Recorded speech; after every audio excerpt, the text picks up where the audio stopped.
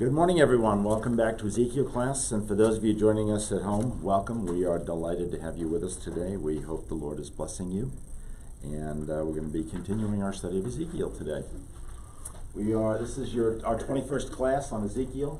And we're going to be studying chapter 25 today. And we're going to start talking about the second half of Ezekiel. We said last week that we had reached the midpoint of Ezekiel. And we did. The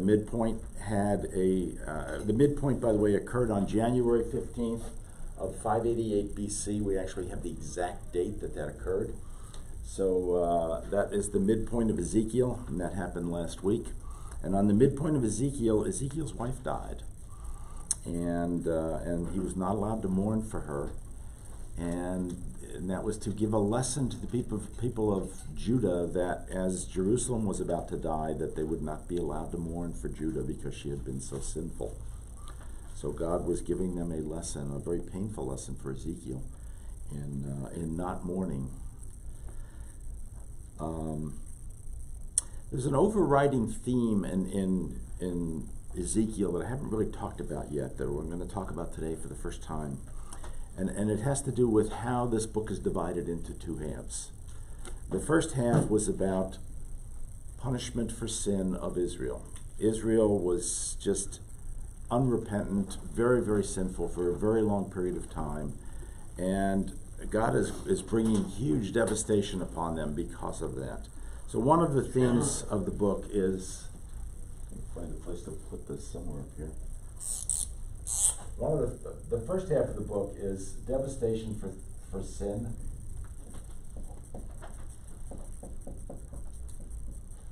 And this is for unrepentant sin now, obviously.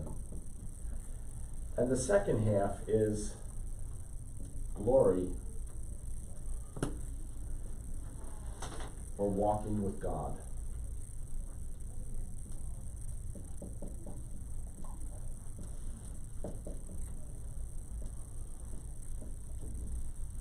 So that's the overriding theme of Ezekiel. We're now at the halfway point. We've finished the first half now. We've now finished talking about all the devastation that's going to come on Jerusalem. And now we're in a period, a 2.5 year period here. Remember, this was the day, January 15th, 588 BC, when the king of Babylon's armies surrounded Jerusalem. At that point, Jerusalem was cut off and the siege began. And the siege went on for 2.5 years. It went on until the famous 9th of Av, which was in August of 586 BC. So this is about a 2.5 year period here that Israel was surrounded and cut off and suffered terribly during that period, and suffered even worse on this day when it finally fell, and many, many, many, many people were put to the sword that day. So the first half is about the devastation that's coming on Israel, on Judah. Remember from last week, on this day when he got this message, Ezekiel was told, you're not to talk about Judah anymore. Up until now, what we've talked about in the first 24 chapters was Judah, Judah, Judah, all the things Judah had done. During this 2.5 year period, Ezekiel is not allowed to talk about Judah anymore. During this period, he can only talk about the nations around Judah. We're going to talk about those nations that are around Judah today and what's going to happen to them. Many people in Judah were saying, how come we're getting all the punishment, right? These guys are sinful too around us. And God's going to address that over the next few weeks, of our time. But he's going to address that over this 2.5 year period as Ezekiel is teaching. Remember, Ezekiel gets in front of the leaders of Israel that are in exile in Babylon almost every day. And he gives them the latest of what he's hearing from God in his visions those days. And what he's hearing during that period is visions about, now it's different. Now it's going to be about how horrible it's going to be for the non-believing nations that are around Judah. So that's what's going to be going on. So for this 2.5 year period, we're going to have a number of new visions that we're going to see. Remember, we're in the 4th vision now. And there are 13 visions all total in Ezekiel. So God gives Ezekiel 13 visions. We're in the 4th one. What's going to happen over this 2.5 year period is God will give him more visions. But those visions, instead of being about what's going to happen to Judah, are going to be about what's going to happen to all of these other people around them. And then about 8 chapters from now, when we reach this point where Jerusalem actually falls, then we're going to get into the glory part, and we're going to get into the part of Ezekiel that's a lot more fun than talking about how horrible punishment for sin is. We're going to get into the part where God talks about how wonderful it is for people who have chosen him during that period. So that's one of the great lessons that we're going to be looking at here. As we go through these, we're going to be looking at 7 nations during these next 8 chapters. These are 7 nations that surround Israel. Ammon was directly to the east of Israel, or of Judah. By the way, today that is current day Jordan, and the capital of Jordan today is Amman, right? That is the capital of the country of Jordan, is Amman. So the name has survived all these thousands of years. To the south of them, across the Dead Sea, to the southeast of Judah is Moab. We're going to talk about Moab today. Directly to the south of Judah is Edom. We're going to talk about them today. And over here to the southwest of Judah, in what's currently the Gaza Strip where Hamas is Philistia, the Philistines. So we're going to talk about them today.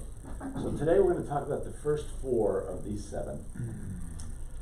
My next class in 2 weeks, we're going to start talking about Tyre, which is up here in Phoenicia, and it's an island off the coast of Phoenicia, and then about Sidon. These are the capital cities of Phoenicia. And then eventually we will talk about Egypt down here. And you might notice a couple things here. First of all, there are 7 countries we're going to talk about: Ammon, Moab, Edom, Philistia, Tyre, Sidon, and Egypt. Remember, in the Bible, 7 is a perfect number. 7 means completeness. Back when we were studying Revelation, we talked about how all of these 7s were in the book of Revelation, because God is showing completeness when he uses the number 7. So in essence, what God is saying here, he's going to be talking about these 7 specific pagan countries that hated Israel, but he's really talking about anybody who hates Israel, any nation that hates Israel. God's really talking about here as well.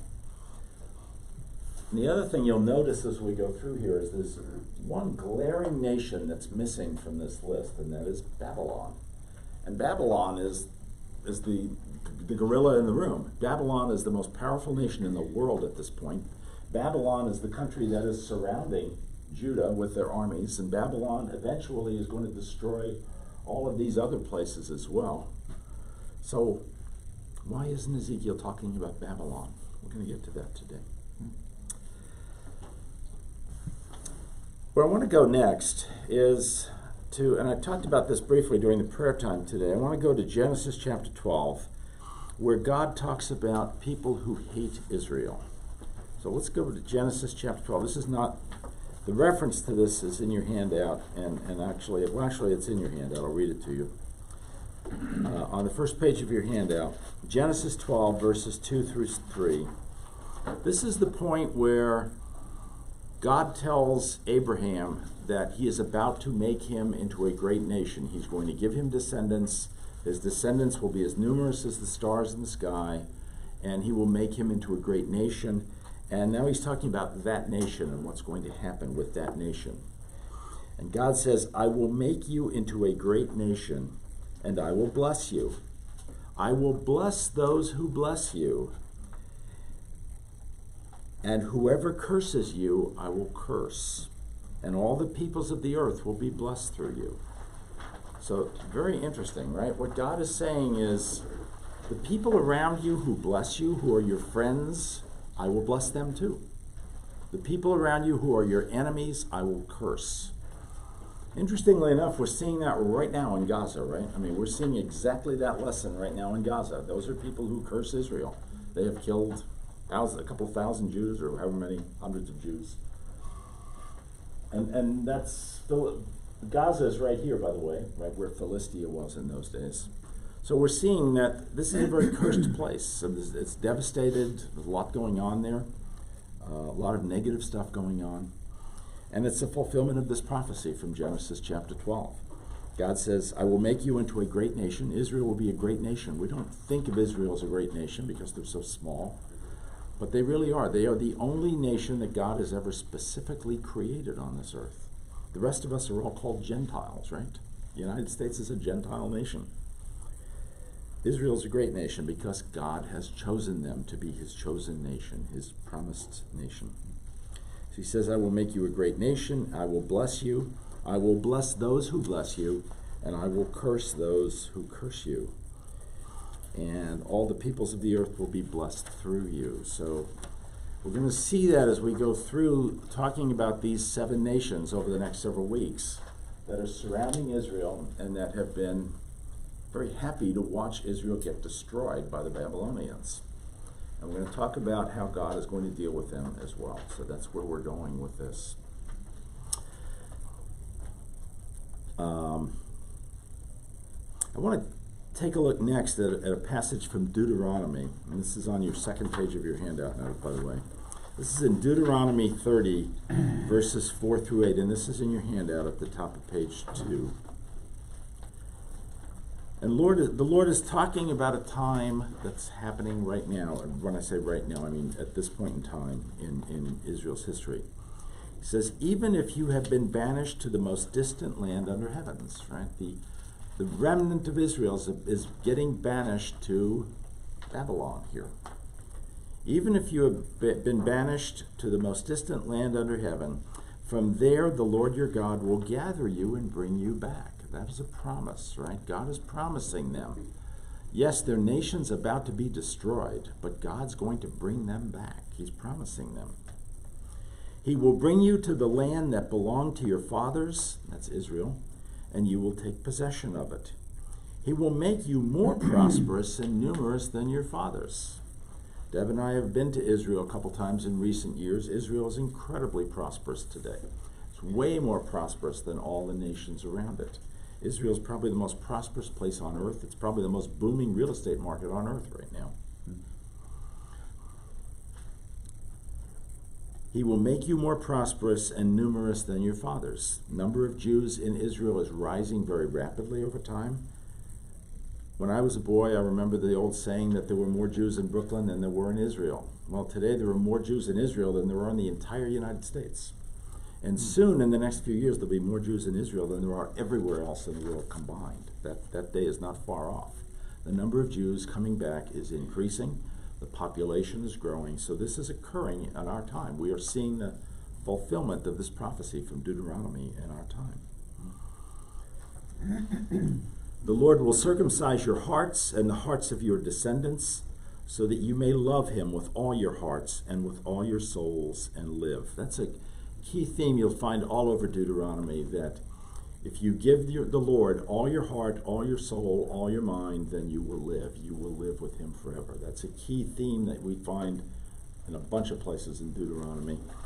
And there's the theme again here. Deuteronomy is saying that the Jews, if they stay with God, if they connect with God, if they get themselves connected with God, or any of us, if we get ourselves connected with God and give him our heart and our soul and our mind, we will live. We will live with him forever.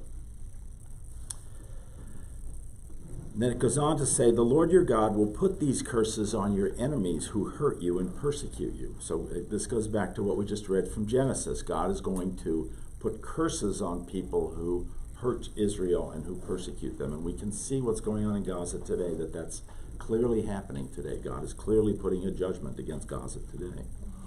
You will again obey the Lord and follow all his commands I'm giving you today. So that's from Deuteronomy, and that's kind of a good lead into where we're going today. So let me start with the text of our scripture today. This is from chapter 25. If you want to turn to the last page in your handout. If you're watching at home, please open your Bibles to Ezekiel 25, and we're going to look first of all at verses 1 through 7. The word of the Lord came to me, Son of man, set your face against the Ammonites and prophesy against them. That would be Ammon. This is this nation up here. Say to them, hear the word of the sovereign Lord. This is what the sovereign Lord says. Because you said, aha, over my sanctuary when it was desecrated, and over the land of Israel when it was laid waste, and over the people of Judah when they went into exile, therefore I am going to give you to the people of the east, that would be Babylon, as a possession. They will set up their camps and pitch their tents among you. They will eat your fruit and drink your milk. I will turn Rabbah, that's their capital city, I will turn Rabbah into a pasture for camels, and Ammon into a resting place for sheep. Then you will know that I am the Lord. For this is what the sovereign Lord says, because you have clapped your hands and stamped your feet, rejoicing with all the malice of your heart against the land of Israel. So they're really gloating about what's about to happen to Israel by the Babylonians. Because you have clapped your hands and stamped your feet, rejoicing with all the malice of your heart against the land of Israel, therefore I will stretch out my hand against you and give you as plunder to the nations. I will wipe you out from among the nations and exterminate you from the countries. I will destroy you, and you will know that I am the Lord. Sounds pretty tough for them, right? What's coming? So this is about Ammon. I'm going to talk a little bit about Ammon here. Some of you may recognize the names Ammon and Moab from the Bible. Back in the time of Abraham and Lot had 2 daughters, and there was a point where their daughters were thinking they were never going to have any children, so they got their father drunk and proceeded to have a relationship with their father, which produced 2 sons, one from each daughter. One son was named Ammon, and the other one was named Moab. So that's where these 2 nations come from. They come from the, I guess, illegitimate or incestuous, whatever you want to call them, sons of Lot through his 2 daughters. That's where these 2 nations come from. They are descended from those 2 men back there in that time. So if you're wondering where they come from, that's where they come from in the Bible. And you might remember a couple of weeks ago when we were studying chapter 21, let me go back and read that to you. God gave a judgment against Ammon. And he didn't really finish it, though, but he gave a partial judgment. We're going to see the rest of it here today. Let me go back to that. That was in, pardon me, this is not in your notes, but that's in Ezekiel chapter 21, verses 28 through 32. Let me get that here.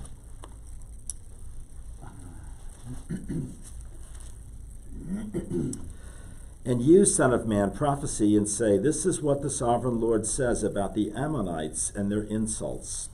A sword, drawn for the slaughter, polished to consume and to flash like lightning.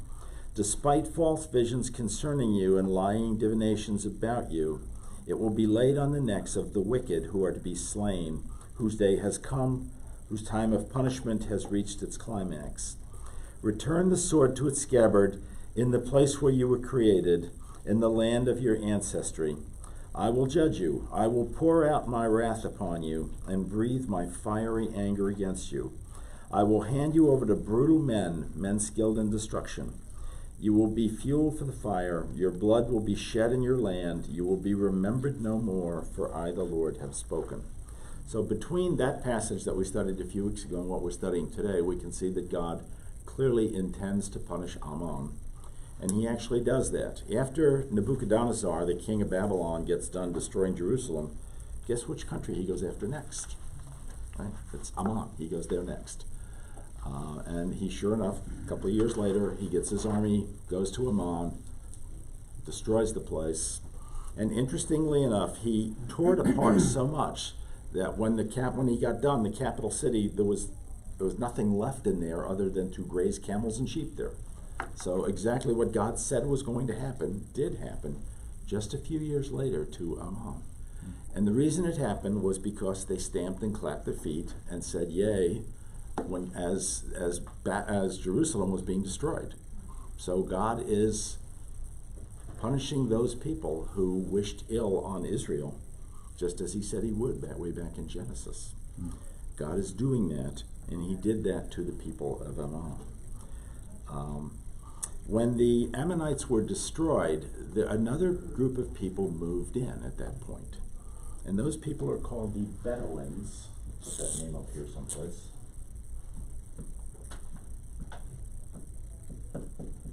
And the Bedouins came in. They were a herding people. They herded camels and sheep.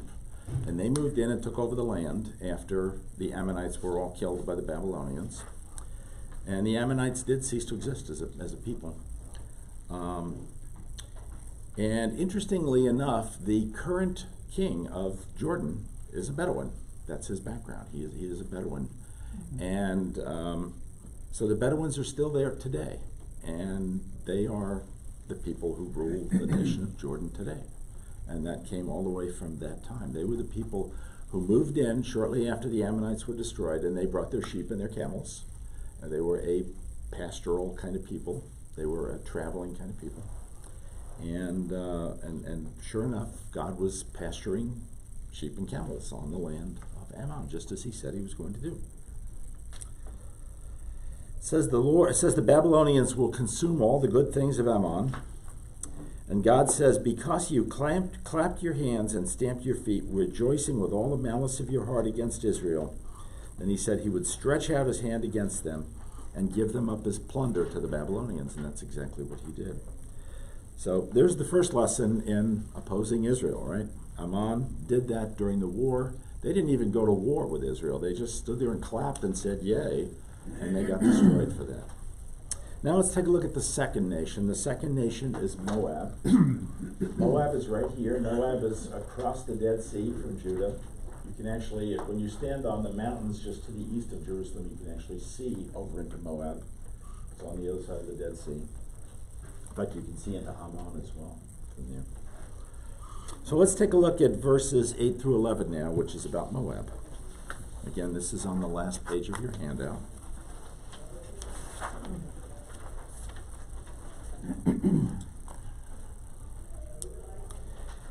This is what the sovereign Lord says. Because Moab and Seir said, look, Judah has become like all the other nations, therefore I will expose the flank of Moab, beginning at its frontier towns, Beth Jeshimoth, Baal Maon, and I'm going to butcher this next one, Kiriathaim, I think, the glory of that land.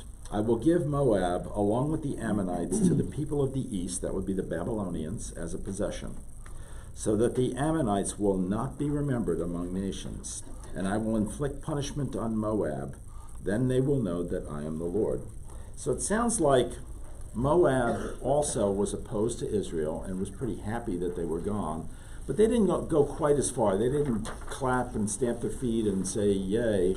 It sounds like they just said, hey, that's a good thing. So God punished them too, but not as badly as he punished Ammon. Ammon, he completely destroyed. It disappeared. The people were all killed. Moab, which was descended from the other son of Lot, Moab is also punished, and today they are part of the land of Jordan. This is all Jordan over here today, by the way. So they are part today of the land of Jordan. Go back to the notes for a minute here.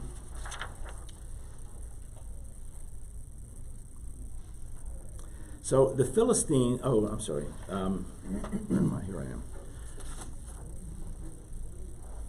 A person who went through Moab in the Bible was Esau. Now we're going to talk about Esau because Esau is really connected to Edom down here. But Esau went through Moab on his way to establish his people in down here in Edom. And so Esau went through there. The people of Moab were related to Esau as well. And Esau, you might remember, had his birthright taken away by Jacob. Jacob, of course, is Israel. Remember the word Jacob, God changed Jacob's name into Israel. So in the Bible, Jacob and Israel are the same person. So this is the people of this land, Edom, were partially descended from Esau. And Esau was certainly no friend of Israel, no friend of Jacob. So these people were certainly no friends of, no friends of Israel or of Judah. So again, the Moab, just as in Ammon, the Bedouins took over that as well, and they came in and pastured their sheep and camels there as well. So today, the Bedouins control Jordan, which is both of these, because they have pretty much replaced the people in that area today. And the Bedouins are still there 2,600 years later. As I said, the king of Jordan is a Bedouin. If you ask him what kind of person he is, he will say he's a Bedouin. Questions on that? Do we know where the Bedouins were descended from? The Bedouins were a pastoral herding people, a nomadic people. Nomadic people means they aren't really from, they kind of move around, right? So nomads walk around, or move around. So they're people who were committed to their animals, and if their animals had better grass over here, they moved over here. And if they had better grass over here, they moved over there. So they moved wherever the animals could get. So it's more than likely that they probably came up from like where Saudi Arabia was, being a desert region. Some place. That army just left, let's go get what they left. Right, yeah. Obviously, this was a good land. People were farming it. It was a good land. The Babylonians came in and killed them all, which actually did happen just a few years after Jerusalem fell. The Bedouins came in and took over that land and probably said, wow, this is some great land. Let's pasture our animals here. So, good question. Other questions? Okay, let's move on to talking about the kingdom of Edom next. Edom is in verses 12 through 14 of your handout. So going back to that page again.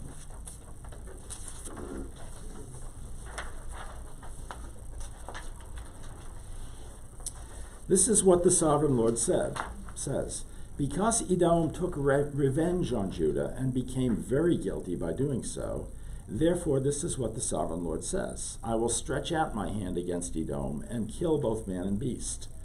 I will lay it waste, and from Timon to Dedan, those were two cities in Edom at that time, they will fall by the sword. I will take vengeance on Edom by the hand of my people Israel, and they will deal with Edom in accordance with my anger and my wrath. They will know my vengeance, declares the sovereign Lord. So Edom is this third country. Edom is straight south from Judah. Today this area is called the Negev Desert, by the way, those of you that have been to Israel. And the Negev Desert is the most barren part of Israel. It truly is a desert today. It wasn't in those days. We see something different here. We see that the people of Edom didn't just go, yay, we hate the Jews, kill them. They actually took up arms and helped the Babylonians, right? It says in what we just read, they actually participated in the siege of Jerusalem and in the killing of the Jews. So God has some special anger against them. And part of that goes back, as I said earlier, Edom was the land that Esau eventually ended up in. And Esau was the brother of Jacob. And Jacob, his name means Israel. So Edom comes from Esau. Esau was very opposed to Israel. So they actually participated with the Babylonians as they besieged Judah, and as they were in there killing people in Judah, the people of Edom were in there participating in that. So God has a very special reason for opposing the people of Edom.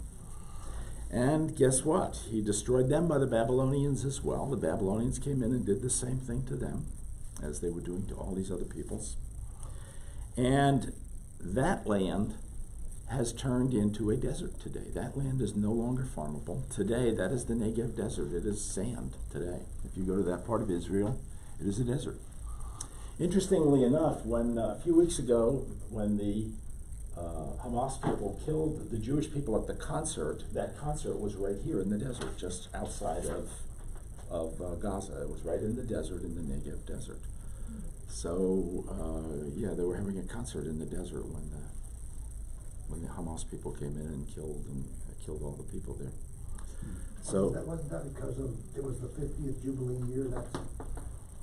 That's why they would have that celebration. You know, I'm not sure. I didn't understand. I never read why they were having a concert. Just that they were having a concert. A lot of festival of some sort. Okay.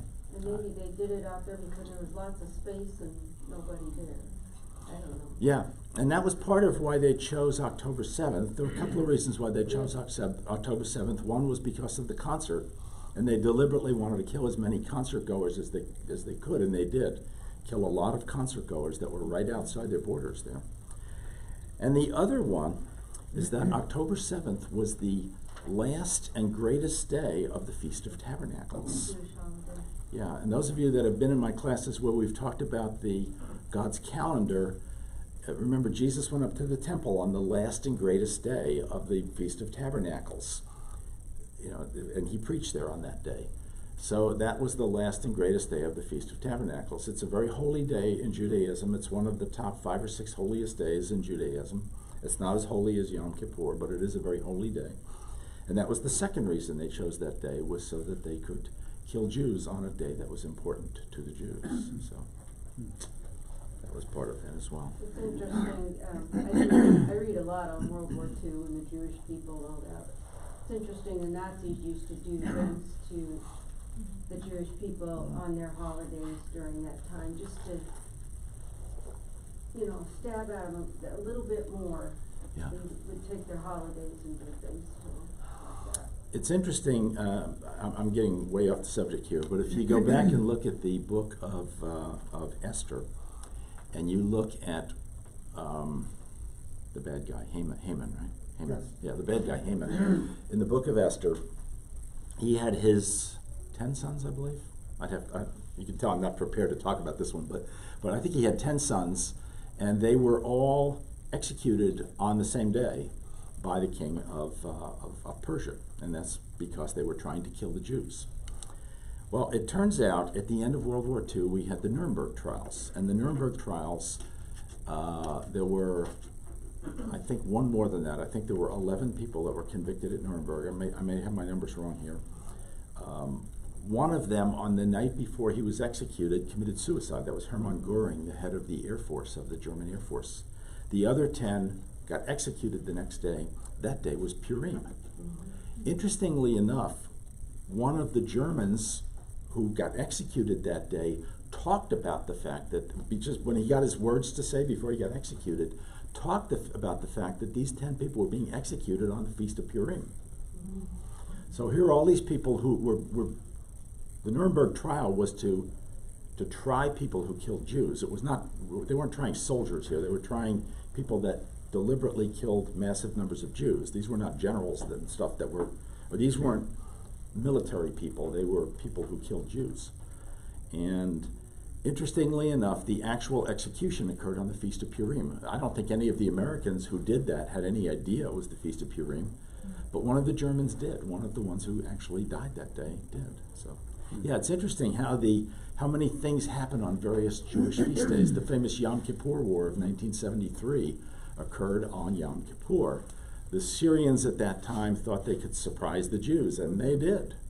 The Jews were not ready for it, any more than the Jews were ready this time for the 8th, last and greatest day of the Feast of Tabernacles to be the day that they were attacked. So there we've seen examples where people try to attack the Jews on their holidays. Thank you. Excellent point. Other questions? You said you went to Israel. Edom, isn't Petra in Edom? I'm sorry? Isn't Petra, the city of Petra, that carved out? Petra is actually over kind of here. It's sort of in Between Moab. sort of Moab. Yeah, Petra. We didn't go to Petra. You can't. If you go to Israel, you're not allowed to pass into Jordan. You have to fly out to Cyprus and then fly back into Jordan, which we did not do. So we have never been to Petra. I would love to go someday. I taught about that when we were talking about Revelation. It's very likely that a significant event in Revelation will occur in Petra someday. But Petra is down in this area down here. It's kind of more in Moab's area, I would say. Isn't that really believed that that's where the Israelites are going to flee to when The actual name that's used in the Bible is Bozrah for that, B-O-Z-R-A-H, and I'm running out of board space here. And Bozrah means the place of the sheep pen, and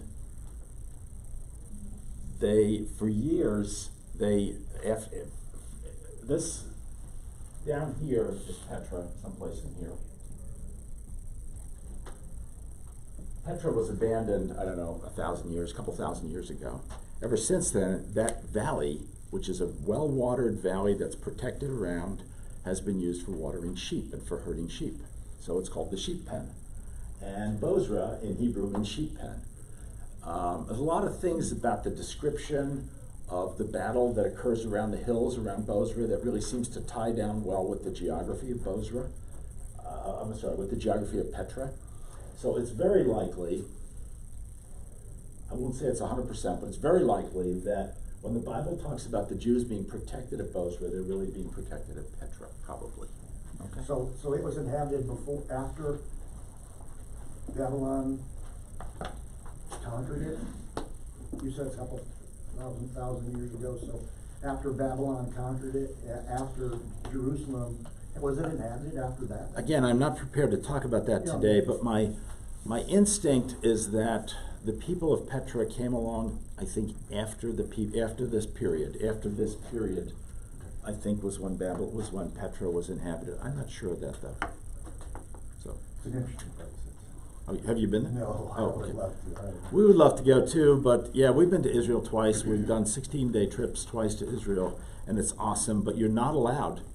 The only way to cross there's one bridge across this river. It's called the Allenby Bridge, and you have to have all kinds of special approvals to cross the Allenby Bridge. You can't just take a bus full of tourists across. So you're not allowed to, for whatever reason, Jordan won't allow it. They won't allow people to cross into Jordan from Israel. You have to go out of Israel.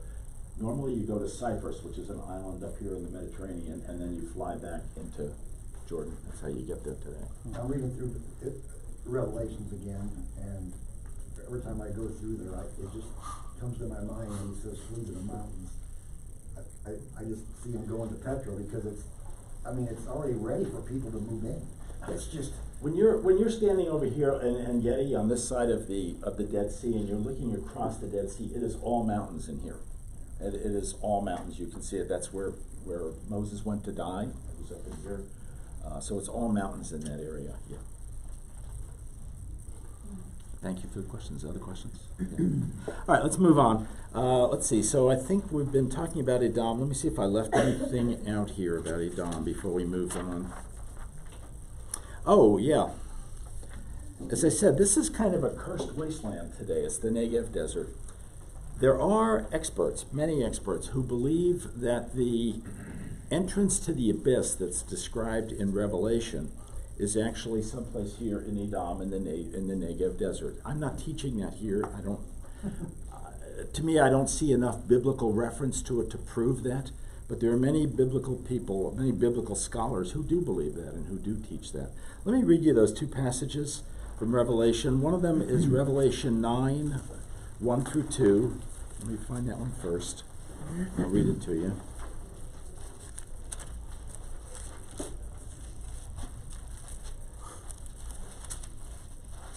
The fifth angel sounded his trumpet, and I saw a star that had fallen from the sky to the earth. That would be a demon. The star was given the key to the shaft of the abyss. When he opened the abyss, smoke rose from it like the smoke of a gigantic furnace. The sky was darkened by the smoke from the abyss, and out of the smoke locusts came down upon the earth and were given power like that of scorpions of the earth. So in essence, he's letting demons out from inside the earth. This would be a demon, comes down out of the sky, has a key, opens it someplace. Many people think that someplace is here. I don't know. And the demons rush out into the world. So that's that scene in Revelation 9. Those of you that were in my Revelation class, remember we talked through this. The other place that's talked about in Revelation is Revelation 20, 1 through 3. Let me find that one for you. And I saw an angel coming down out of heaven, having the key to the abyss, and holding in his hand a great chain. He seized the dragon, that would be Satan, that ancient serpent who is the devil or Satan, and bound him for 1,000 years. He threw him into the abyss and locked and sealed it over him to keep him from deceiving the nations anymore until the 1,000 years were ended. So, again, there are people who think that place that's the shaft of the abyss is actually someplace here. I don't know. You'll find a lot of books and stuff out there of people trying to justify biblically why they think it's there. I'm not completely buying it, but at any rate, just so you'll know that that's out there. Other questions about Edom before we move on to Philistia? Okay, the fourth one is Philistia, which is over here. This is the famous Philistines. If you remember David and Saul, they were constantly fighting the Philistines, right? Goliath was a Philistine. So let's read verses 15 through 17. This is what the sovereign Lord says. Because the Philistines acted in vengeance and took revenge with malice in their hearts, with ancient hostility sought to destroy Judah. Therefore, this is what the sovereign Lord says: I am about to stretch out my hand against the Philistines, and I will wipe out the Kerethites and destroy those remaining along the coast. I will carry out great vengeance on them and punish them in my wrath. Then they will know that I am the Lord when I take vengeance on them. So, the Philistines live here, right along the coast. This is modern-day Gaza Strip. Okay, this is in the news today. Modern-day Gaza Strip. This is where the Philistines were. As we know, they fought constantly with David and constantly with Saul during the time that they were kings. They hated Israel. They were very anti-Israel in those days, and obviously they're very anti-Israel today. Different people. The Philistine people did disappear.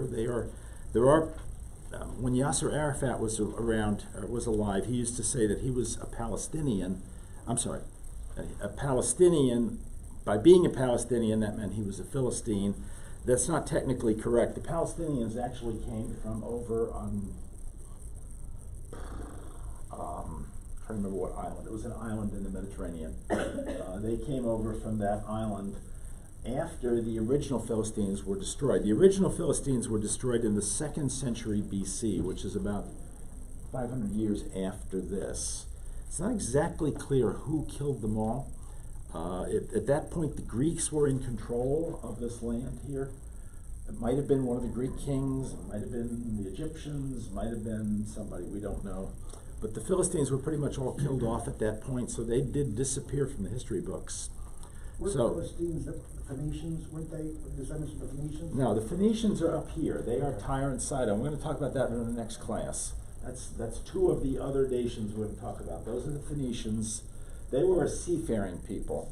The Philistines weren't really a seafaring people. They just lived along the coast.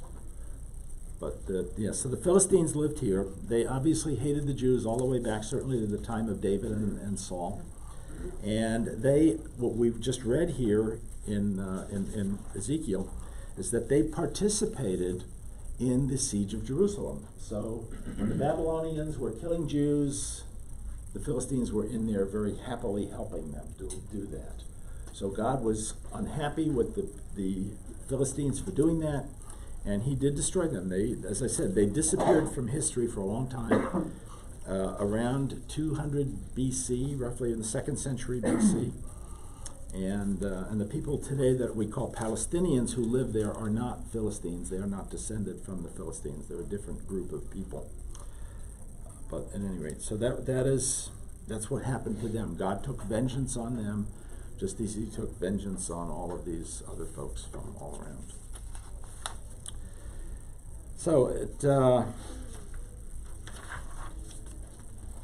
there were 4 nations. As you look at the sequence, what we're doing is we're going around Israel now. We started here to the northwest, or to the northeast and the east. We went to the southeast, then to the south, now to the southwest. Now we're going to go next up to the northwest, and that's in our next class. We're going to look at the Phoenicians, at Tyre and Sidon, who were enemies of Israel during that period of time. So we're looking at the various nations and how the Babylonians destroyed those nations during their period. They actually ended up destroying every one of these 7 nations as they went through, and that was during that period, a few years after Israel fell, after Jerusalem fell. The Babylonians destroyed every one of these 7 nations. Many of them never came back. Some of them came back in other forms, but it happened. So God is saying here that now that he's finished giving it all of his prophecies about what he's going to do to Judah, now he's switching to what he's going to do to the other nations that are around there. And God is going to not only punish Jews that are in sin, he's going to punish Gentiles that are in sin, and that would be us, right? So, not us, but I mean us that have not chosen him. So it's a lesson for us today that God will choose to punish sin in whatever format he finds it, whether it be Jewish or whether it be Gentile. So I could have gone on a little bit longer today, but we'd be starting into a whole new area. Tyre is quite a bit of time in the Bible. We're actually going to do that next time. So I knew we were going to finish a few minutes early, and we did. I have more time for questions if anyone has more questions. So if the United States would turn against Israel, you think God would destroy them? Oh yeah, yes. And what's So more, we it's dare not turn against our government. Dare not turn against them. right now, if you look at where the Jews are in the world, 43% of all the Jews in the world right now are in Israel. 42% are in the United States. There was a time when most Jews in the world were in the United States. When I was a boy, most Jews were in the United States. Today, Jews from other places around the world are being persecuted in so many places that they're leaving. I mean, if you think about it, 43 and 42 is 85%. There's only 15% left in the other 190 countries of the world combined. So what's happening to Jews everywhere other than the United States? The answer is they're leaving. And they're going to Israel. And Israel has had vast immigration over the last 60 years from other nations all around the world, certainly all around the Middle East. They came out of Russia, they came out of Eastern Europe. Now they're coming out of Western Europe. I think the third largest concentration of Jews in the world is in France, and with all the violence against Jews in France, Jews are leaving France quickly. Canada is the fourth largest place for Jews. A lot of Jews are emigrating out of Canada right now. It's not really happening much yet from the United States, but the Bible's clear that it will.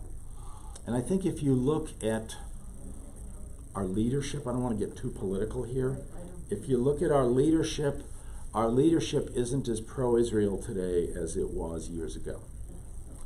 I remember when Richard Nixon in 1973, when the Syrians attacked on the Yom Kippur War, Richard Nixon, who was in the middle of Watergate at that point, got up and got out of bed in the middle of the night and ordered that plane load after plane load after plane load after plane load of American arms should be shipped to Israel.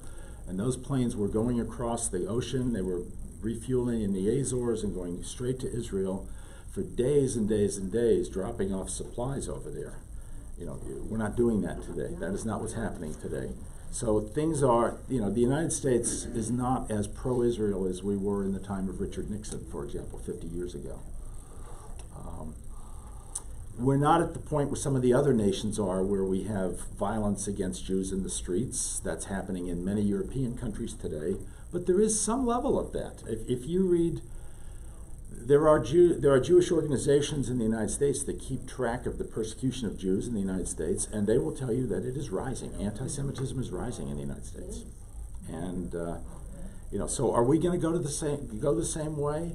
Probably. The Bible's pretty clear that as we get to the point of the rapture, Israel will stand alone. One of the ways we know that we're getting close is that Israel will be standing alone.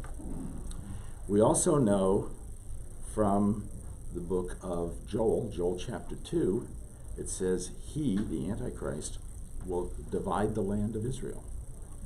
Our president just the other day said he favors a two-state solution to Israel. That's a dividing of the land of Israel. So you know we're getting closer as you see that kind of leadership in America. And I'm not trying to be political here, just as you see leadership in America that's pulling us away from Israel and that's leading toward a division of Israel, you see that we're getting closer and closer and closer. I can't tell you when it's going to happen, but we're getting closer and closer to the point where, you know, the Lord is going to say, okay, it's time. Time to start this process, right? So, other questions? Well, thank you, everyone. Again, we're getting you out 5 minutes early today. Enjoy your extra 5 minutes of coffee. And I won't be here next week. David, thank you for teaching. You'll be here next week. And I'll be back on March the 3rd. And we're going to talk about Tyre on March the 3rd, which is the next place up here.